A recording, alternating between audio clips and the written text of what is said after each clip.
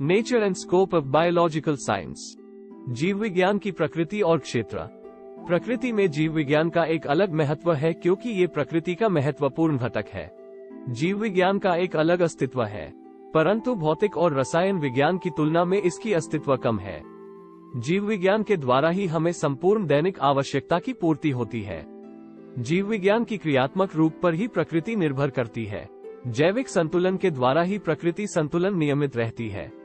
जीव विज्ञान प्रकृति के संदर्भ में भूतपूर्व राष्ट्रपति डॉ. राधाकृष्णन के शब्दों में, विज्ञान लगन है, दिमागी वर्जिश है, मानसिक और अन्वेषण संबंधी परिश्रम है। आइंस्टीन के अनुसार हमारी ज्ञान अनुभूतियों की अस्त व्यस्त विविधता की एक तर्कपूर्ण विचार प्रणाली के निर्मित करने के प्रयास को विज्ञान कहते हैं। एनसाइक्लोपीडिया ब्रिटानिका के अनुसार विज्ञान नैसर्गिक घटनाओं और उनके बीच संबंधों का सुव्यवस्थित ज्ञान है। नेचर ऑफ बायोलॉजी, जीव विज्ञान की प्रकृति। One language of the subject, विषय की भाषा। इसके पद, प्रक्रियाएं, तथ्य, परिभाषा, संबंध, संकेत आदि अन्य विषय से भिन्न है।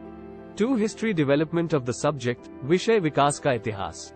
इसका अपना विकास का इतिहास है जो पहले किए गए विभिन्न खोज, मानव का विकास, जीव विज्ञान से संबंधित सभ्यता और संस्कृति को दर्शाता है। 3. रिलेशन विद द लिविंग, जीवित से संबंध।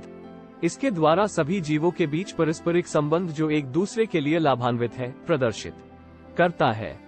4. Cause and effect of relationship, कारण और प्रभाव का संबंध।